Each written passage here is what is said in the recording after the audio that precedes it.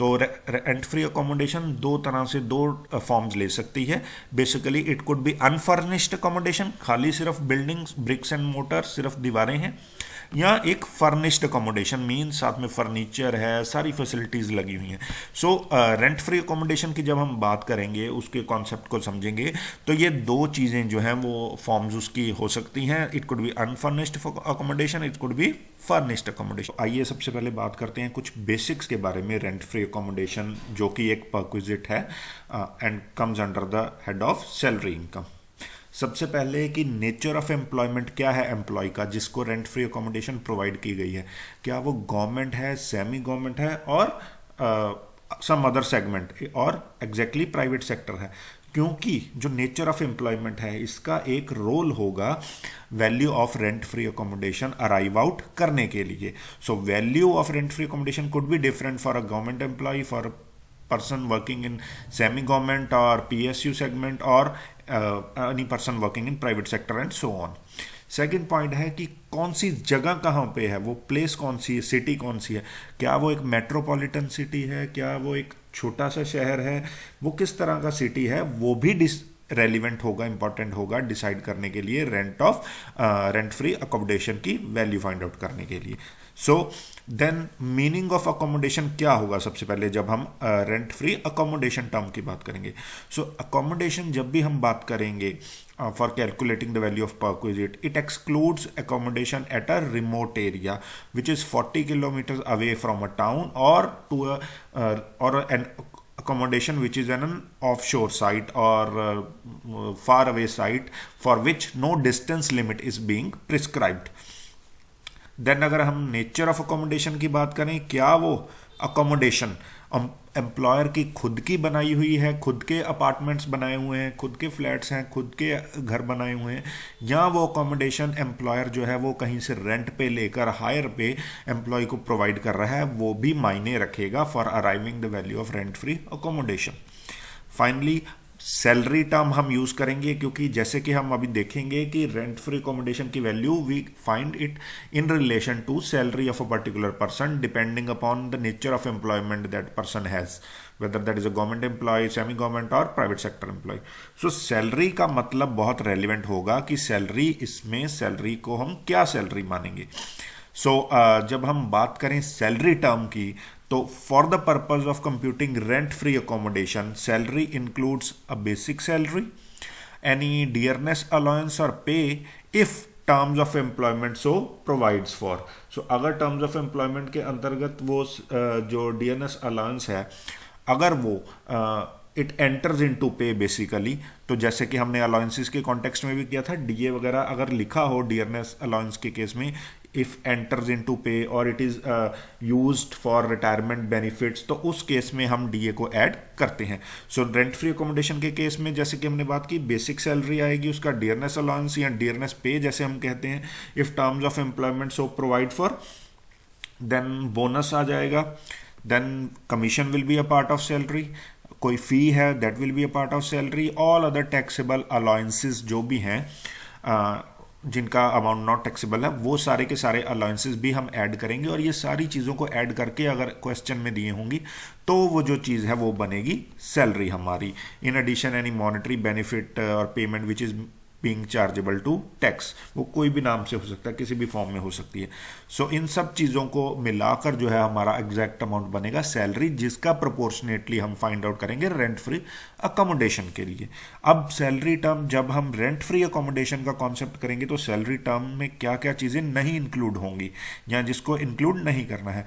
Dearness allowance या पे, अभी आप कहोगे कि डियरनेस अलाउंस ऊपर तो हमने बात करी कि ऐड करना है, और यहाँ पर हम बात कर रहे हैं नहीं अलाउ करना है।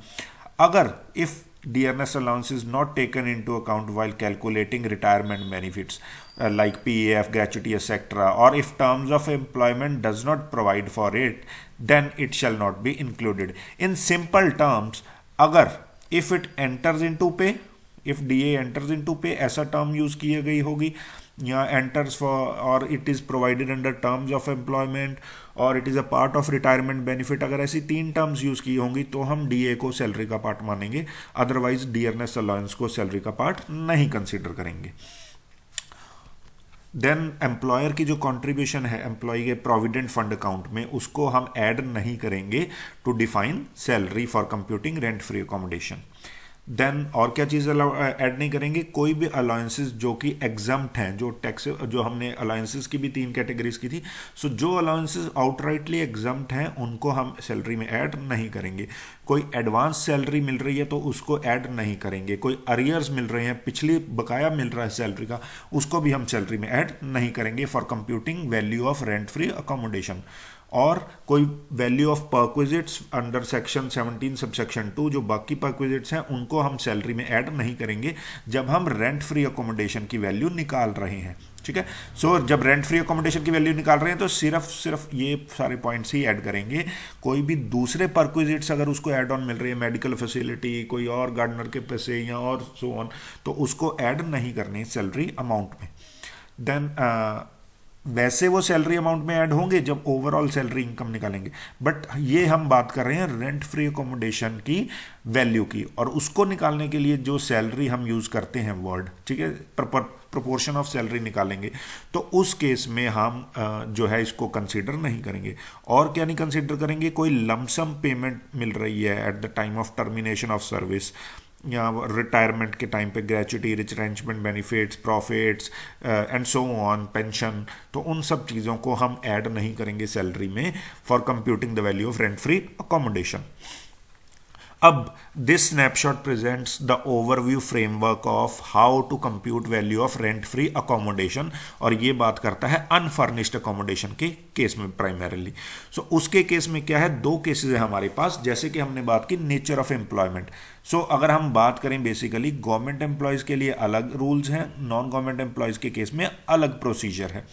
गवर्नमेंट एम्प्लॉयज़ के केस में हम रेंट फ्री वैल्यू अकोमोडेशन की क्या वैल्यू लेंगे, जो भी लाइसेंस्ड फ़ी या जो फेयर रेंट है जो गवर्नमेंट ने फिक्स किया हुआ है, वो होगा उसकी value of rent free accommodation. ठीक है, चाहे वो अकोमोडेशन एम्प्लॉयर के द्वारा ओन्ड है या उसने आगे रेंट पे फर्दर ली हुई है और फिर एम्प्लॉय को प्रोवाइड करी गई है। सो अकोमोडेशन का नेचर चाहे जैसा मर्जी हो, अगर एम्प्लॉय गवर्नमेंट एम्प्लॉय है तो वो जो वैल्यू लाइसेंस फ़ी या जो fair market value government decide करेगी, प्रिस्क्राइब करेगी, वही होगी value of rent free accommodation. अब हम नॉन गवर्नमेंट एम्प्लॉयज़ के केस में बात करें तो 2 कैटेगराइजेशन आ सकती हैं। एक तो वो अकोमोडेशन जो है एम्प्लॉयर की खुद की है, ओन्ड बाय एम्प्लॉयर, मतलब एम्प्लॉयर ने अपनी ही यूनिट में, फैक्ट्री में, यूनिवर्सिटी में, ऑर्गेनाइजेशन में उसके अंदर ही फ्लैट्स बनाए हैं, घर बनाए हैं, और वो अकोमोडेशन प्रोवाइड की है एम्प्लॉय को। और दूसरा केस क्या हो गया, उसके पास खुद के घर नहीं थे, उसने फर्दर वो रेंट पे कोई अपार्टमेंट लिया, कोई घर लिया और वो एम्प्लॉय को प्रोवाइड करवाया, that is which is not specifically owned by employer. So अगर तो वो एम्प्लॉयर ओन कर रहा है उस अपार्टमेंट को, उस बिल्डिंग को, उस घर को, रेंट फैसिलिटी को, अकोमोडेशन को, तो हम देखेंगे पॉपुलेशन का पैरामीटर। ठीक है, पॉपुलेशन इज़ वेरी इंपॉर्टेंट। ये जो हमने बात की थी ना, सिटी, कौन सी सिटी में रेंट फ्री अकोमोडेशन प्रोवाइड की जा रही है, ये उस पॉइंट से रिलेटेड है। सो अगर तो उस शहर की पॉपुलेशन 10 लाख तक है आबादी, तो क्या होगा, 7.5% ऑफ जो सैलरी है वो होगा value of rent free accommodation. अब देखो यहाँ पर ध्यान से सैलरी वर्ड यूज़ किया गया, और अभी हमने पिछले स्लाइड में बात करी सैलरी में क्या क्या चीज़ें इंक्लूड करनी है। सो वही सारी चीज़ें जो ऐड करेंगे तो बनेगा सैलरी, और जो चीज़ें नहीं इंक्लूड करनी उनको नहीं कंसिडर करेंगे, तभी हमारी बनेगी सही सैलरी, और उसका 7.5% निकालेंगे अगर आबादी है less than 10 lakh of that particular city. So 7.5% of that salary amount will be value of rent free accommodation। अगर उस पॉपुलेशन जो है उस सिटी की 10 लाख से ज़्यादा है और 25 लाख से कम है या उससे बराबर है, तो कितना हो जाएगा, 10% ऑफ सैलरी। और अगर उसकी पॉपुलेशन सिटी की 25 लाख से भी ज़्यादा है, सो उस केस में 15% ऑफ सैलरी अमाउंट जो होगा वो होगी हमारी value of rent free accommodation. अब दूसरी बात कर लेते हैं, जब एम्प्लॉयर, ये तो सारी बात हो गई जब एम्प्लॉयर की खुद की अकोमोडेशन हो। अगर एम्प्लॉयर ने फर्दर रेंट पे ली हुई है अकोमोडेशन, तो उस केस में क्या होगा, या तो एक्चुअल जो लीज रेंट एम्प्लॉयर पे कर रहा है या रेंट जो पे कर रहा है एम्प्लॉयर उस पर्सन को जिससे उसने वो रेंट पर ली है बिल्डिंग और अपार्टमेंट, या और 15% of employees salary and either of them which is less. So दोनों में से जो चीज छोटा अमाउंट होगा वो अमाउंट हमारा बन जाएगा value of rent free accommodation. So this is the procedure on how we compute the value of rent free accommodation in case of government employees as well as non government employees. ठीक है जी, government employees के case में licence fee या fair market value ही value होगी, और non government employees के केस में क्या होगा, it is basically we will see कि whether the accommodation is owned by employer और it is further hired by employer, and depending upon that अगर ओनर एम्प्लॉयर ओन कर रहा है तो पॉपुलेशन पैरामीटर, अगर हायर पे लिया तो हायर चार्जेस, या 15% ऑफ एम्प्लॉयज सैलरी। ठीक है जी, ये तो हो गई अनफर्निश्ड अकोमोडेशन की बात। इसी में अब हम ये केसेस कर रहे हैं। सबसे पहला केस करते हैं सेंट्रल एंड स्टेट गवर्नमेंट के एम्प्लॉयज़ जो गवर्नमेंट एम्प्लॉयज़ में आ जाता है, उसके बेस में बेसिस ऑफ वैल्यूएशन क्या होगा, लाइसेंस फी या फिर fair market value which is decided by central और corresponding state government for allotment of houses to its officers और एम्प्लॉयज़। अब इसमें कुछ एक्सेप्शंस हैं, एग्जेम्प्ट फ्रॉम टैक्स कौन कौन सी चीज़ें होंगी, अगर रेंट फ्री जो ऑफिशियल रेजिडेंस प्रोवाइड किया जा रहा है जजेस को हाई कोर्ट और सुप्रीम कोर्ट के, तो वो जो है उसको कंसीडर नहीं करना, उसकी वैल्यू नहीं निकालना, वो फ्री है। रेंट फ्री अकोमोडेशन कोई ऑफिशियल रेजिडेंस प्रोवाइड किया जा रहा है ऑफिशियल ऑफ पार्लियामेंट्स को, लीडर ऑफ अपोजिशन को, मेंबर्स यूपीएससी के, यूनियन पब्लिक सर्विस कमीशन के, यूनियन मिनिस्टर्स को, तो इन सारी केसेस जो हमने पिछले सेशन में बात करी थी परक्विजिट्स के स्टार्ट में, तो इन चीज़ों को भी हम कंसीडर नहीं करते, ये भी चीज़ें सारी एग्जम्प्ट हैं टैक्सेशन से। दूसरा केस हम कह रहे हैं प्राइवेट सेक्टर के एम्प्लॉयज़ के बारे में। तो उसके केस में अगर हम बात करें तो जो वैल्यू है परक्विजिट की रेंट फ्री अकोमोडेशन की, ये डिपेंड करेगा कि वो जो सैलरी है एम्प्लॉयड की वो क्या है, और लीज रेंट जो है अकोमोडेशन का वो क्या है, जैसे कि अभी हमने पिछले स्लाइड में बात करी है। देन ये तो हो गया अनफर्निश्ड अकोमोडेशन का, जिसका हमने पैरामीटर कर लिया वो डायग्रामेटिक चार्ट के थ्रू कि हम देखेंगे अगर तो एम्प्लॉयर खुद ओन कर रहा है तो पॉपुलेशन क्या है सिटी की, और उसके डिपेंडिंग 7.5%, 10% या 15% जो सैलरी अमाउंट है उसका बन जाएगा, वैल्यू बन जाएगी परक्विजिट की। अगर वो एम्प्लॉयर ने हायर पे लिया है तो एक्चुअल रेंट जो वो पे कर रहा है, या फिर 15% of employ salary, that will be the value of rent free accommodation. अब अगर अकोमोडेशन फर्निश्ड है, मतलब सिर्फ दीवारें नहीं है, सिर्फ बिल्डिंग नहीं दी है, सिर्फ एक फ्लैट नहीं दिया, फ्लैट के अंदर फर्नीचर भी है, उसके अंदर सारी फैसिलिटीज़ एमिनिटीज़ भी साथ में प्रोवाइड की गई हैं। सो अगर हम इसमें दो केसेस कर सकते हैं कि जो वो फर्निश्ड अकोमोडेशन है, एक तो वो अपार्टमेंट या होटल या गेस्ट हाउस नहीं है, मतलब एक वो अच्छा प्रॉपर घर ही है, एक एक्चुअल में हाउस है, it is not an hotel apartment और गेस्ट हाउस। और दूसरा केस, अगर वो जो फर्निश्ड अकोमोडेशन है वो दी गई है किसी होटल में, अपार्टमेंट में या किसी गेस्ट हाउस में। सो दोनों के केसेस में क्या पैरामीटर्स है। सो इन केसेस में अगर हम बात करें तो फर्निश्ड रेंट फ्री अकोमोडेशन जो है उसकी वैल्यू हम फाइंड आउट कैसे करते हैं, उसके लिए भी हमें बेसिकली जो अनफर्निश्ड अकोमोडेशन है रेंट फ्री अकोमोडेशन, सबसे पहले हम उसकी वैल्यू फाइंड आउट करेंगे जो अभी पीछे प्रोसीजर किया, प्लस उसमें ऐड क्या कर देंगे 10% of actual cost of furniture if furniture is owned by employer. So अगर वो फर्नीचर एम्प्लॉयर ने खरीद के उसमें प्रोवाइड किया है, उसका ओनर एम्प्लॉयर है, तो 10% फर्नीचर की कॉस्ट ऐड कर देंगे अनफर्निश्ड रेंट फ्री अकोमोडेशन की जो वैल्यू आएगी। अगर वो उसने रेंट पे लिया है फर्नीचर और फर्निशिंग जो भी है, सो उस केस में वो जितना रेंट पे कर रहा है फर्नीचर का वो भी जो है वो ऐड करेंगे अनफर्निश्ड रेंट फ्री अकोमोडेशन की वैल्यू जो हमने पिछले प्रोसीजर से निकाली होगी। सो अगर फर्निश्ड अकोमोडेशन की बात करें, ये है not being hotel, motel, service apartment और गेस्ट हाउस बेसिकली। सो उसकी कैसे कैलकुलेट करेंगे, सबसे पहले तो प्रोसीजर क्या है, लॉजिकली हम वैल्यू फाइंड आउट करते हैं that the accommodation is unfurnished. सबसे पहले हम चाहे फर्निश्ड अकोमोडेशन की बात कर रहे हैं चाहे अनफर्निश्ड की, तो अगर फर्निश्ड अकोमोडेशन भी हम निकाल रहे हैं तो सबसे पहले वैल्यू तो हम अनफर्निश्ड अकोमोडेशन की ही निकालेंगे, जैसा कि वो प्रोसीजर में है। देखेंगे गवर्नमेंट एम्प्लॉय है या प्राइवेट सेक्टर एम्प्लॉय है।